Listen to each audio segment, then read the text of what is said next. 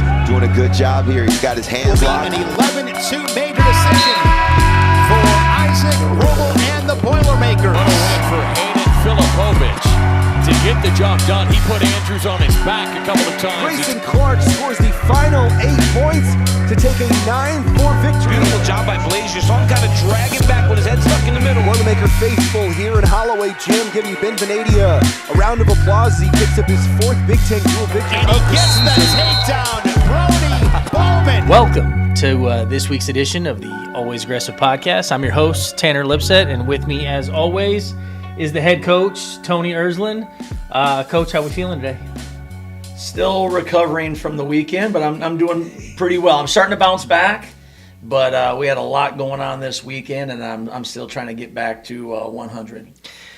We'll start with this weekend and go back to what was an incredibly long day. We decided to stack not one event, not two events, but three scheduled events all in together.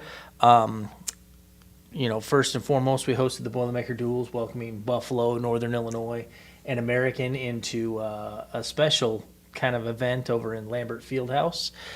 Followed that up with a kids tournament with brought in kids from all over the state of Indiana and some from out of state, and had about 160 kids in there. That was a good time. And then that wasn't enough, so we decided to host a recruit on the weekend too.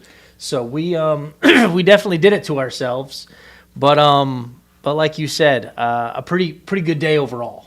Yeah, it's hard to complain when you have a great day like we did. Obviously, going undefeated in duels, and then the kids tournament being an outstanding success. I mean, not only did we have good numbers, but there were some really good young kids in that tournament. I had a lot of fun watching these young guys scrap, and our team was able to kind of meet these kids, sign autographs, and be around them as well, which is great for your program. So overall, just a tremendous day. And then, as you mentioned, we did host a recruit on campus, and that was great as well. So a long day, well worth it. But again, still trying to charge your batteries as you get ready to travel this weekend. I'm going to say that the lack of sunshine and the rain yesterday has had something to do with the slow recovery for everybody. Yeah, which is disappointing because the weather was so beautiful outside all weekend long. I mean, we're in the field house and the doors were up and you could feel the breeze, and it got warm in Lambert Fieldhouse, which I didn't anticipate, right? I'm thinking all week. We had snow on the ground earlier in the week on Sunday, Monday, so hey, let's get the heat right. You could see your breath in the field house on Monday. I could see my breath in the field house. So I'm thinking, hey, we got to heat this place up, and lo and behold, it was very warm inside the field house. But again, it was a great and unique day for us, but successful altogether. They always say if you don't like the weather in Indiana, just wait 15 minutes. That's right. Here we are. Going back, we'll start kind of at the beginning of the day with the wrestling. Great to get back home. I know we skipped it last year due to scheduling things. Yeah. And but having 3 teams at home, a nice full day of wrestling. And the guys showed up, like you said, 3 wins. I think we won 23 out of 30 matches. 23 out of the 30, yes. Lots of bonus points from a lot of different guys, and pushing the dual record to 5-0 for the first time in a handful of years. Yeah, it was good, and it was some good competition too. I mean, all 3 teams had some good individuals, and so even though some of the results were a little lopsided, there were some good matches in there as well. So I was generally happy with how the guys performed. I talk about it often, though I'm pretty greedy, and so the ones that we did drop, that you got a bad taste in your mouth, and certainly we've been working on correcting those all week. But man, in general, we were scoring points and separating ourselves from the competition. And where we did happen to drop a match, it was because we didn't do what I just talked about, where we just didn't separate ourselves enough, or maybe we got ahead and then just kind of played the game too much, and it wound up biting us in the butt. So overall, really happy up and down the lineup. And even where we did lose, I think the guys took some good lessons that will really apply to the tough matches we're going to have in the future. Going through a few standouts from the day, would love to start at 141 with Grayson Clark. You talk about a guy, he's already been to nationals twice. He has had some injuries kind of on and off over the first 2 years. and is really starting to come into his own. Yeah, I was really impressed with maybe the freedom of his movement, the way he was kind of chaining his hand fight together with moving his feet to his attacks. The week before at Tiger Style, even though he made the finals, he was just a little too conservative for my standpoint, and especially for a guy who's as good on top as he is, right? Like, he's capable of putting a lot of points on the board, and you saw both. You saw a guy who was attacking with varied attacks, whether it was underhooks or maybe double legs or singles on his feet, and then he got back. He had a cradle in there. He had some turns from his wrist tilts. So again, that's what you want to see. You want to see his varied attacks, and you want to see those points going up on the board quickly, and he did a much better job of that this weekend. I was really happy to see Grayson get his top game going and getting real aggressive in those fashions. I know that he and Coach Vega had a lot of conversations about, really that was a point of emphasis for him, and he definitely went out and did it. But like you said, without losing sight of, being very aggressive on his feet and throwing a variety of attacks at people. Yeah, you got to trust yourself, and it's early. And I've told the team often, like, again, where we've been short. November's for learning. We've got to learn from our losses or these hard lessons or situations that we encounter. And I think Grayson is a guy who took the lessons he learned at Tiger Style and really looked like what we expect him to be. Moving forward. So again, it was.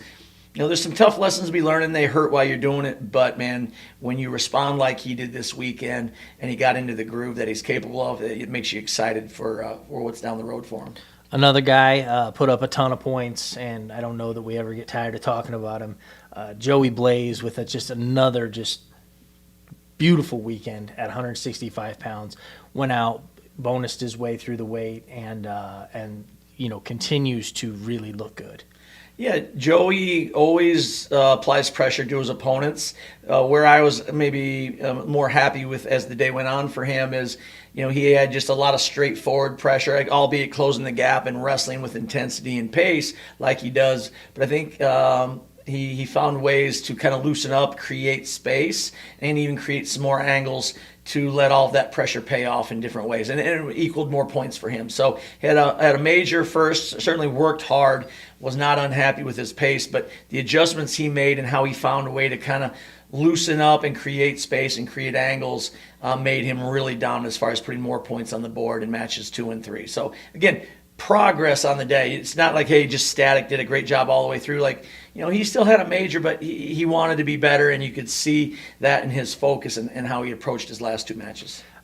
How much, I look back at 2 years ago, Matt Ramos had come off the win in the semifinals against Spencer Lee, was one of the most, feared guys in the country, and people kind of started to take that mentality of, I'm going to try and keep it close with this guy. I'm not going to break position. I'm not going to go for a lot of attacks. I'm going to make him work for every point he gets. You find yourself 2 years later coming into a similar situation with Joey Blaze, where guys are going to be very conservative. They're not going to take a lot of risk. They're not going to, chase points with him. They're trying to minimize the damage. How much did that experience with Matt now help you as a coach and your staff as you mentor Joey going forward? Yeah, I think it reinforces, or when you've been through this a few times with a number of guys, is that you have to just continue to adjust or adapt or evolve. Whatever the word that you want to think of is, they have to just keep adding skills, or tools to the toolbox. And I think that was more of what Joey was doing as the day went on. He knows he's got to challenge himself in different ways to get better. It's just not on him to say, hey, it's okay, I won, right? You go through that evaluation process, and then again, how did I perform? Where can I be better? Like, win or lose, the process is the same, because you won't want to be predictable, and you don't want to stay the same. You got to adjust and get better as you go. And I thought that was, something that I appreciated about Joey. It'd been easy for him, like I said, just after a major, say, hey, no, I'm happy with this. Let's just move on. No, he's finding ways that he knows he can be better. And I think everybody should do that, but especially when you're a guy, in Joey's shoes, where people may just try to keep it, hold position, keep it close, maybe snag one at the end. Like, it's on him to make sure that he's carrying the pace and he's getting to his scoring holds, and that he's not sitting back and letting that kind of, match stay close when it doesn't need to be. Two other guys went 3-0 on the day. Gavin Brown at 149, who's now pressed his record's up to about 8-1. And Ben Venadia had a really nice day at 197 pounds. Another guy put bonus points on the board going through the day and is, again, trying to find different ways to get to different attacks. Yeah, so interesting there, right? And again, worth mentioning, right? They going 3-0 on a day is hey man, it's good work. It's a good day's work for you. It's funny though, I would say both of them and me too were not happy with individual positions or situations in their matches, which I like, right? We should never just again walk away and say, oh, I won, hey, great. There's no absolutes here of win good, lose bad, right? There's all those shades of gray where you always evaluate yourself. And I think Ben specifically, he was in a situation where his first match, he could have been really dominant. And I thought, man, he just kind of took it easy and coasted to a win. And I got after him a little bit. And to Ben's credit, he responded really well. And I thought he had better performances again as the day went on. So again, the response is what I was looking for. And he had the right response you always want from your student athlete when you kind of get after him about this is not upholding the standard. And then I think, Gavin, certainly, again, just a win-loss perspective, solid day, but he knows what he's capable of, and I didn't think, he quite performed as well as he'd like, and he'd tell you that too. For sure. I mean, we had a lot of the guys doing individual workouts today, and he was in, and so we had a long discussion about how, again, we can improve and get better and not just take the wins. That'd be the easy thing to do, but you know what the end goal is, and you know what kids are capable of, and Gavin has tremendous talent. And I've got to get him not thinking about win-lose. It's only about points, and he's capable of getting points. I was going to say, you can really fool if you're just focused on the wins and losses. You can really fool yourself into thinking that you're something that you're not, or that you're having a better season than you actually are, and so on and so forth. And so, I know you always preach, and as a program, we the process, not the results. Yep. We're focused on the process. We're focused on, the methodology of how we're getting to the goals, and not necessarily just that the win or the loss at the end of at the column. And that's probably why I talk about it ad nauseum. People may even get tired of it, right? But I don't want to be a part of that, right? Initially with our guys reinforcing the wrong things. Like, hey, I appreciate the fact that they wrestled hard and they wrestled tough and they did find ways to win. That's important. Finding ways to win maybe when you don't have your best stuff or you didn't compete as well as you'd like, but never lose sight of what you're capable of, and that's what we're trying to do, is make them as good at this as they possibly can be, and that's where our focus should stay. So again, it's why I go back and back probably over this too much, is just I don't want to be a part of enforcing the wrong things in their minds. For sure. You talked a lot about guys responding after tough moments, as we talked about the day on Saturday. And I think one guy that it would be, we should definitely mention, Brody Bowman hit a hiccup in the second match of the day against Northern Illinois, didn't have his best showing, took his first loss on the year. But I know I was excited about the way he responded in the final match of the day against American.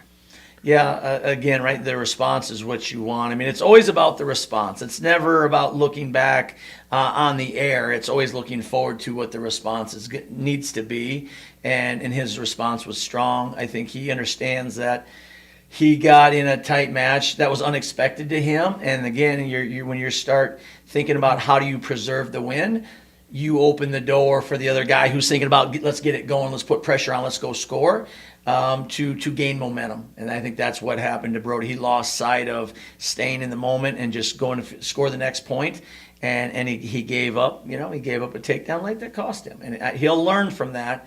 And again, what I loved about is that next match, he was just thinking about score points.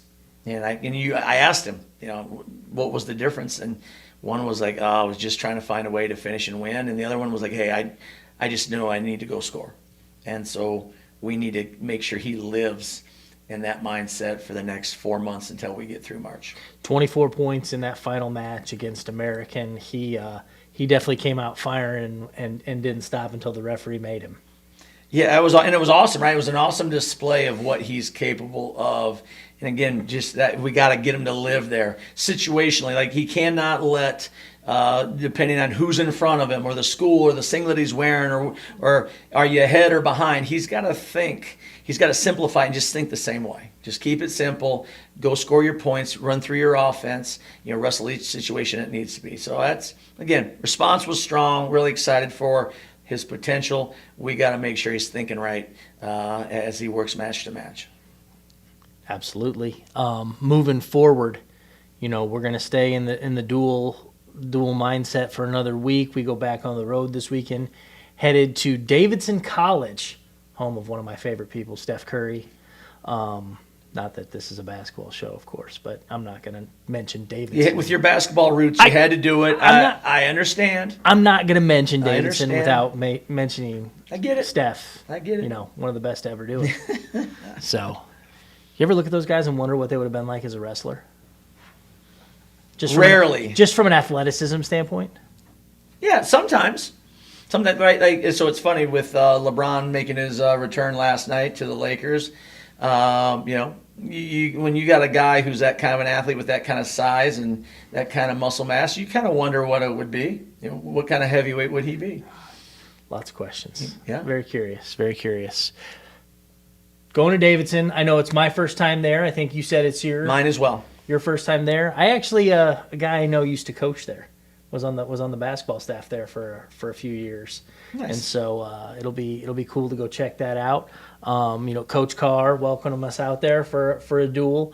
What have you learned about the Wildcats so far as you guys have started to prepare a little bit, and what are you looking for from the guys as we go into Saturday? Sunday. Sunday. I would just start with Coach Carr. I know he's working really hard to improve that program and create the standards, as we talk about, that he wants and that he looks forward to with his young group of men. I know he's worked really hard to promote this duel. They're wrestling good competition. I respect where he's at and what he's trying to do from a program standpoint, right? Like I said, as coaches, that's what we're all trying to do, is figure out how to raise the level of where we're at and where we want to go. So that's first off. He's hustling hard and working hard to really establish a strong image for his team and his program and what those standards are. So I appreciate that. He's going to have some guys that are going to fight hard. You know what I mean? They don't get a lot of Big Ten teams in, so I'm sure that he's going to have them fired up and ready to go. And they've got a lot of other events around it too. And you think of, in the same way that we had our kids tournament afterwards and how we tried to promote that and use that as well, I know they're doing some extra things too around the duel that should really create a great atmosphere for us to compete in. Should see most of the starters in our lineup. I know one weight that we continue to kind of move guys around in and try to focus on is the 125-pound weight class. We've had 3 different guys go out there and start for us in one way or another. Yep. And, it's an area we're still trying to figure out as a staff. Yeah, definitely, and that's what November can be about. You want to have your lineup ready by the time, especially you get to past the new year. You get into January with the Big Ten schedule coming, but right now we're trying to see if somebody will separate themselves. That's what I'm really looking for. You've got a lot of guys who are very close or have been very close, and they haven't all at one time or another shown they're capable, right? All of them have a solid win or two in there as well, but I'm really looking to see somebody kind of grab the brass ring, I guess, and really run with it and separate themselves from another. Because if they don't, then it's in coach's hands. And certainly I'd like those guys to decide it, but if not, then we're going to have to go who we think maybe fits the situation best. Davidson will be our 6th duel of the season, and then we're going to, we did a little tournament warm-up down at Missouri with the Tiger Style, but we're going to go take on the big field here the week after Thanksgiving and head to Las Vegas. Yeah, always a great tournament, a lot of teams from across the country, so you see a lot of the best individuals. Excited again to see kind of where we're at. It's a great measuring stick for us. We've had some very good and positive early season results against good people, but there's going to be a number of those guys staggered throughout the field, so there's going to be a lot of trouble, all weekend long. And again, that's what you want to see. You want to see before we kind of get ready for Christmas break on the back end of the month, where you're really at and what you can work on as you get to January. as we continue to learn more and more about the NCAA qualification system and all the different criteria that goes into that, how much more important have you found that a tournament like CKLV is? Yeah, I value it. I mean, and you may get different opinions, but I think as you spoke to the criteria, right? I mean, part of that is your match count to have your RPI. Part of it, though, is you need to see good people too, right? Keep that rating up. And so again, I know we're going to see a number in the Big Ten, but to have people from other places who are doing well and winning matches never hurts when those coaches' ranking come out and the RPI comes out, which are two big metrics for the qualification process. So I value the tournament and see it as a kind of a, maybe it's a ranking tournament in my mind because of the number of people that you will see that by the time you get to NCAAs later on, Okie State's I think scheduled to be there. We're not going to see them again. Like to have a win over those guys is going to help you seeding wise in the brackets. Absolutely. Speaking more again, we'll stay kind of current event on this. That's last weekend. We had the inaugural Paycom National Duals go on down in Tulsa. We were a ping pong ball short of. That's what they tell us. I'm not sure how we weren't in the field, honestly, with the odds we were given. Sure, but nevertheless, the math on that was befuddling. Yeah. I didn't, being an English major, I didn't dive too far into what the statistical improbability of us not having a ping pong ball come up. But it was. I know it was long odds. Yes. On that one, but getting to sit back and kind of watch it from afar. I guess what were some of your opinions and your takeaways from getting to watch it for the sport of wrestling? Yeah, excited to see the number of good head-to-head matches that we got to see. You don't always get that early on. Sometimes there's a slower start and a slower build to the season, but to see that number of good kids bang heads early was a lot of fun to see. It was. The other one I think, as you watched, is tip of the cap to Tom Ryan and Ohio State because they looked very sharp this early in the season. So again, tip of the cap and congrats to them. For looking very sharp. And again, I think we expected the Big Ten to do well, but an all Big Ten final too. So, it's just between the stiff competition early on in the year and to see, how incredibly sharp that, Ohio State looked at this time was kind of, fun to see.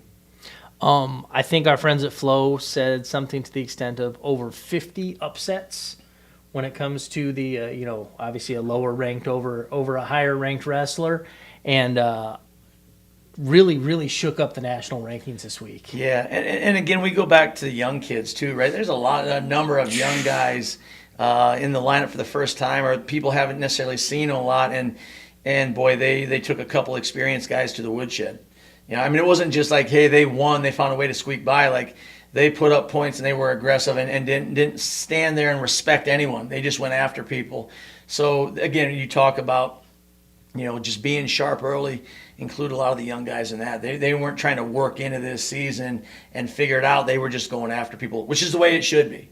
I spend all my time trying to convince our guys being great doesn't have an age limit. Let's just get after people, and that was evident also from the upsets you're talking about. I hear you guys as a staff talk more and more, all the time about how much better kids are at a younger age. Like it's even when Vega goes and sees his son wrestle in youth and middle school and early high school tournaments, and seeing. He comes back and he's just like, God, these kids are just so good. They're so much better than we were when we were that age, type of deal. Yep. And it's interesting to see that continue to be on display even at the college level. There's no doubt. And these kids are, part of it is the coaching they receive year-round now, too. You still have great high school coaches that are in there working hard with these kids, but then the opportunities they have in the club wrestling, that they do out of season. And then who's running these clubs? There's a number of just outstanding clinicians and technicians, I guess, that are working these kids out, all the time. Like, they are very well prepared, and I don't just mean technically. I mean just even from a mindset standpoint. Their demeanor out on the mat in big situations. You don't always see them get razzled or even lose their composure. It's fun to see, young kids that have that strong a grasp on the competitive mindset too early in their career. We're gonna be off next week with the Thanksgiving holiday. We're gonna let the guys get out of town for a couple days, go see their families, go maybe sample a few Thanksgiving cuisines. Yeah. Anything special you're looking forward to for the holiday?